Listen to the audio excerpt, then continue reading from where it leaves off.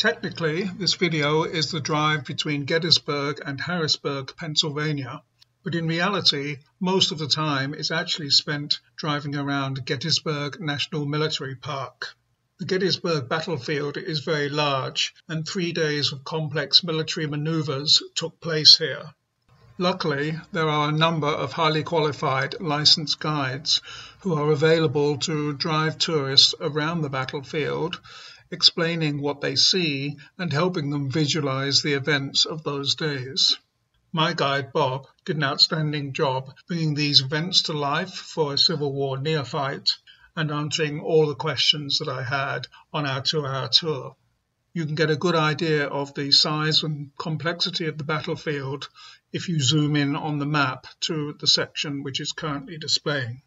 The tour route was surrounded by fascinating artifacts, monuments, and buildings, but unfortunately very few of these can be seen in the speeded up video.